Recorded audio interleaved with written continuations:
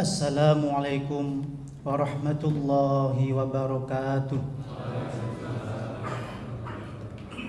Bismillahirrahmanirrahim. Alhamdulillahi rabbil alamin. Alhamdulillahilladzi ja'ala ramadhana syahran mubarakan wa ja'ala lailatal qadri khairan min alfi syahr kama fi qoulihi ta'ala Inna anzalnahu fi lailatul qadr wa ma adraka ma lailatul qadr lailatul qadri khairum min alfi syahr. Al-ayah. Asyhadu an la ilaha illallah wahdahu la syarika lah wa asyhadu anna Muhammadan abduhu wa rasuluh la nabiyya ba'dah. Allahumma shalli wa sallim wa barik ala sayyidina Muhammad wa ala alihi wa sahbihi ajma'in, amma ba'd. Rabbi syrah li sadri wa yassir li amri wa hlul 'uqdatam min lisani yafqahu qawli. Bapak Ibu, adik-adik semua jamaah Masjid Nurul Iman yang dimuliakan oleh Allah Subhanahu wa taala. Nurul Iman berarti cahaya keimanan. Allahumma nawwir qulubana binuril iman wa binuril Islam wa binuri hidayatik kama nawartal arda bisyams. Para bapak, para ibu ingkang kawula hormati, di sini saya yang pertama menyampaikan salam takzim, salam hormat, salam silaturahim. Untuk pertama kali saya datang ke sini atas dawuh dari guru saya, Bapak Maman Suryaman, untuk bersama-sama kita thalabul ilmi, bersama-sama kita mengisi bulan Ramadan ini dengan ilmu, isi dengan ibadah, isi dengan zikir kepada Allah Subhanahu wa taala. Bapak Ibu, adik-adik semuanya yang saya hormati, berbicara bulan Ramadan tidak lepas dari sosok seseorang yang mulia yang sangat berperan dalam sejarah disyariatkannya salah satu ibadah di bulan Ramadan, yaitu Al-Khalifah Umar ibnul Khattab radhiyallahu anhu. Beliau adalah salah satu sahabat Nabi yang utama. Di samping ada sahabat Abu Bakar As-Siddiq, ada sahabat Utsman ibnu Affan, dan ada sahabat Ali ibni Thalib. Peran Khalifah Umar ibnu Khattab di bulan Ramadan ini terlihat. Yang pertama, ketika pada zaman beliau umat Islam melaksanakan sholat tarawih sendiri-sendiri. Jadi pada zaman Nabi, sholat tarawih itu dilaksanakan bersama-sama dengan Nabi. Pada hari pertama, malam pertama, Nabi Muhammad SAW keluar dari rumah bersama-sama dengan sahabat melaksanakan sholat tarawih sampai di hari ketiga. Sedangkan di hari keempat, beliau Nabi Allah Muhammad tidak keluar rumah. Setelah ditanya, ternyata alasannya takut sholat tarawih itu dianggap sebagai ibadah wajib. Pada akhirnya, pada masa Khalifah Umar ibn Khattab, umat Islam itu melaksanakan sholat tarawih sendiri-sendiri di dalam masjid, tapi sendiri-sendiri.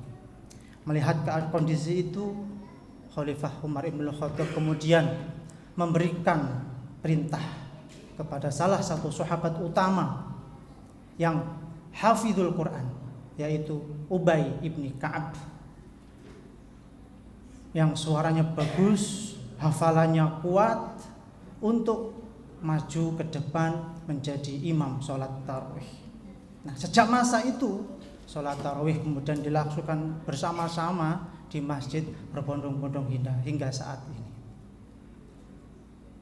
Itulah salah satu peran dari sahabat Umar ibn Khattab. Bapak Ibu yang kami hormati, dalam kitab Nasaihul Ibad di situ disebutkan salah satu makalah dari Sayyiduna Umar ibn Khattab. Innallaha katama sittatan fi sittatin. Umar ibn Khattab berkata, sesungguhnya Allah menyembunyikan 6 perkara di dalam 6 perkara. Innallaha katama sittatan fi sittatin. Allah menyembunyikan 6 perkara di dalam 6 perkara. Yang pertama apa?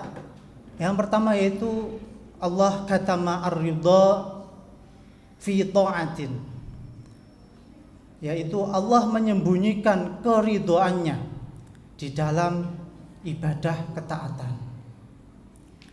Para bapak, para ibu, adik-adik semuanya yang saya hormati, kita tidak tahu ibadah mana yang oleh Allah diterima dan ibadah mana yang menyebabkan kita mendapatkan ridho dari Allah Subhanahu wa taala. Kita tidak tahu. Apakah haji kita, umroh kita, sholat kita, puasa kita yang menyebabkan Allah ridho kepada kita. Padahal keridhaan Allah itulah tujuan yang kita ingin dapatkan. Kita hidup hanya ingin mencari ridho Allah. Kita tidak tahu di mana ibadah yang menyebabkan Allah ridho. Nah, di situ Allah menyembunyikan keridhoannya di dalam ketaatan. Bisa jadi Allah ridho karena kita melaksanakan ibadah yang kelihatannya remeh-temeh, kelihatannya kecil, tetapi Allah ridho sebab kita melaksanakan ibadah itu. Oleh karena itu kita tidak boleh meremehkan, menganggap kecil, menganggap remeh suatu ibadah meskipun itu kecil, meskipun itu sederhana. Mungkin ada orang yang bersedekah dengan bilangan yang tidak besar, 1.000, 2.000 umpamanya. Jangan diremehkan. Bisa jadi Allah ridho dengan sedekah itu. Makanya ada satu hadis Nabi SAW, takutlah kamu api neraka walau bisyakki tamarin, meskipun dengan 1 kurma, meskipun dengan 1 keping kurma. Artinya apa? Jangan meremehkan suatu ibadah, jangan meremehkan suatu sedekah meskipun itu kecil. Jangan-jangan Allah ridho di situ. Ya. Sholat sunnah, sunnah nggak usah dilaksanakan loh. Memang secara fikih sunnah itu tidak harus dilaksanakan.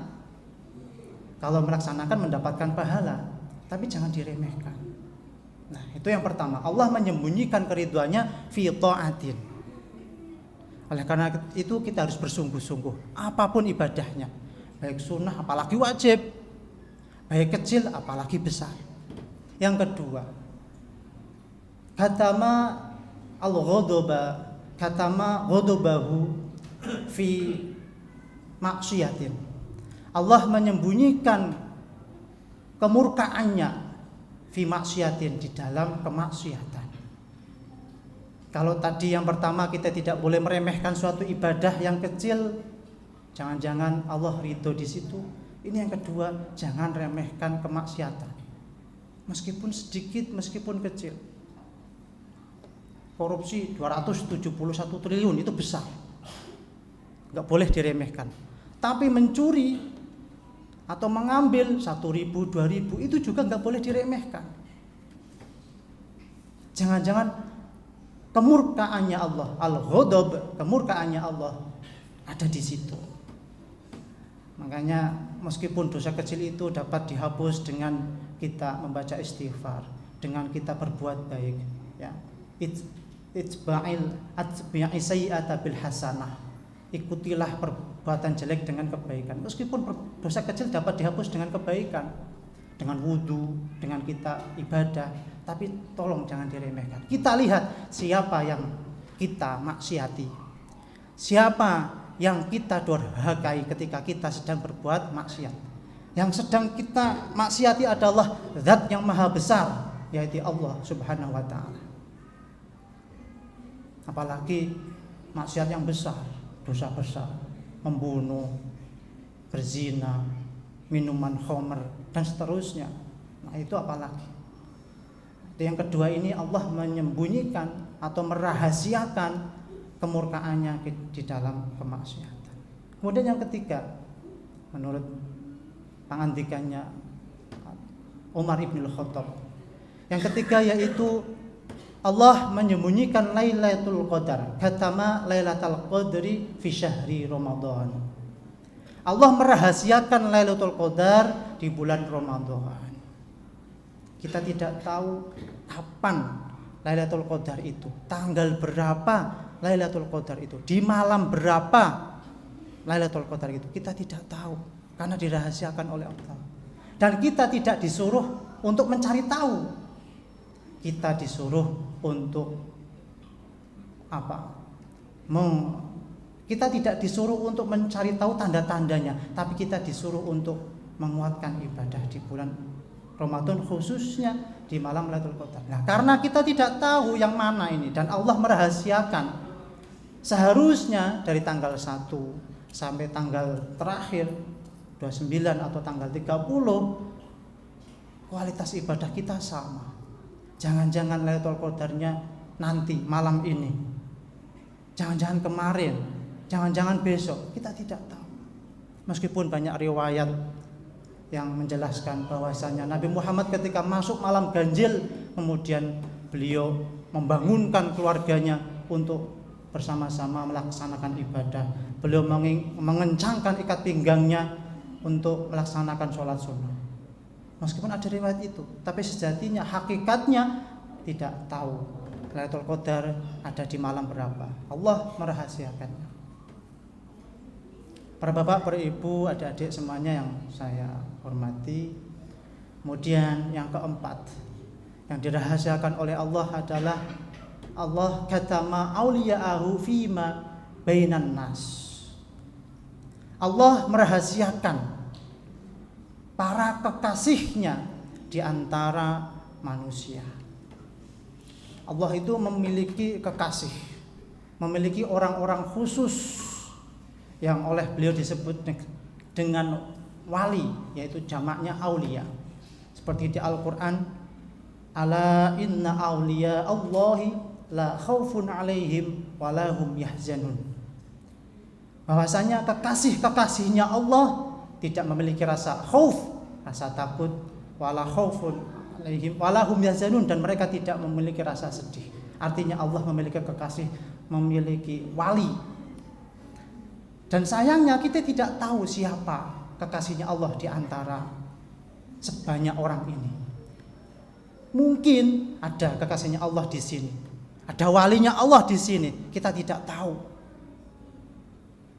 Oleh karena itu, kita tidak boleh kemudian meremehkan seseorang, menganggap kecil, menganggap hina, memarginalkan seseorang. Jangan-jangan itu adalah waliullah, jangan-jangan itu adalah kekasih Allah.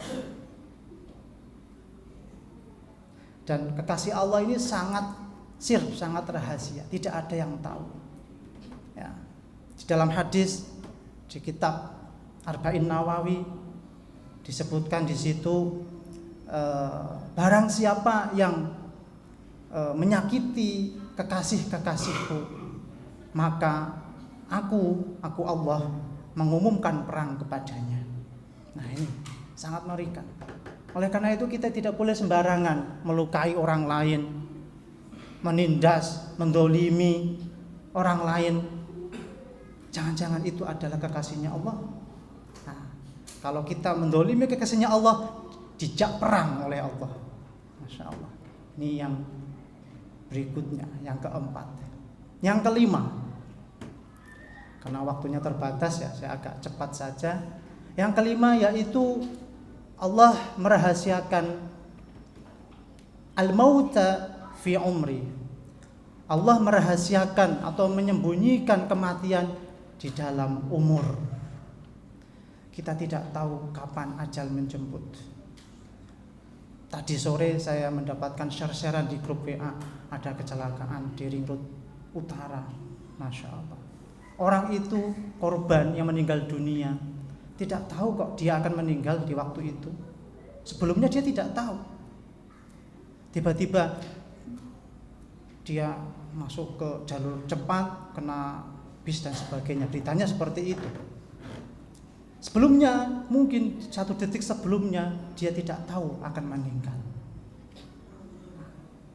Oleh karena itu, para bapak, para ibu, kita harus senantiasa istiqomah menjalankan perintah Allah. Jangan sampai lengah, apalagi di bulan Ramadan ini. Karena fa idza jaa ajaluhum la yastakhiruna sa'atan wa la yastaqdimun. Ketika ajalnya manusia telah datang, tidak dapat dimajukan maupun diakhirkan. Sudah pasti ajalnya manusia ketika sudah ditentukan akan terjadi. Allah menyembunyikan, merahasiakan kematian ini. Marilah kita terus berbuat baik. Baik itu hablum minallah maupun hablum minannas. Kita harus istiqomah ya, untuk menjalankan kebaikan itu. Kemudian yang terakhir, Allah menyembunyikan katama sholatal wusta fis sholawati. Allah merahasiakan sholatul wusta di dalam sholat-sholat. Di dalam Al-Quran di juz 2, akhir juz 2 surah Al-Baqarah disebutkan hafizu 'alas sholawati was sholatil wusta wa qumu lillahi qanitin. Hafizu 'alas sholawati, jagalah sholat-sholat. Was-sholatil wusta, khususnya sholat wusta. Ini para mufassirin kemudian berbeda-beda memaknai sholat al-wusta ini apa? Kok menjadi perhatian dari Allah Subhanahu wa ta'ala.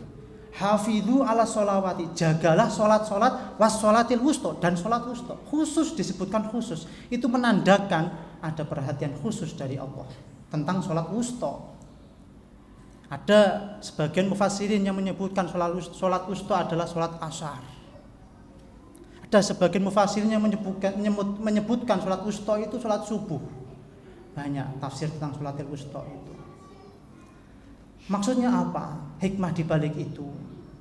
Allah merahasiakan sholat wusta. Sholat yang apa? Sholat mana? Sholat apa? Apakah asar? Apakah subuh? Apakah zuhur? Dan seterusnya. Agar kita supaya menjaga sholat kita, baik itu di waktu yang sempit, seperti sholat maghrib itu waktu sempit, waktunya tidak ada 1 jam mungkin ya, sekitar 1 jam. Maupun yang waktunya panjang, ada sholat isya. Nah, kita harus jaga itu. Jangan sampai kita tertidur tapi belum sholat isya, takutnya nanti bablas sampai azan subuh. Jangan sampai kita menunda sholat zuhur, takutnya lupa ketika kita bekerja, saking sibuknya bekerja kemudian lupa. Jangan sampai kita menunda-nunda sholat asar, mungkin karena saking asiknya olahraga kita kemudian lupa melaksanakan, dan seterusnya. Para bapak, para ibu yang kami hormati, 6 hal ini yang dikatakan oleh Sayyiduna Umar ibn Khattab di dalam kitab Nasaihul Ibad. Mari kita angan-angan, mari kita hayati dan kita jadikan sebagai kajian dan kita amalkan bersama-sama. Semoga di bulan Ramadan ini kita mendapatkan ridha dari Allah Subhanahu wa ta'ala. Kita dijauhkan dari murkanya Allah.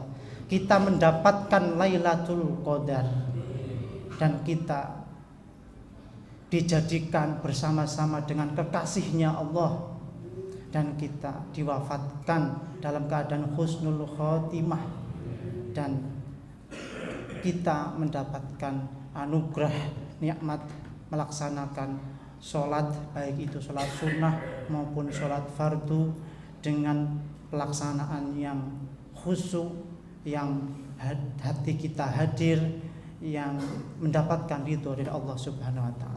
Itu yang dapat saya sampaikan, banyak kekurangan mohon maaf. Wallahul muwaffiq ila aqwamit thoriq. Assalamualaikum warahmatullahi wabarakatuh.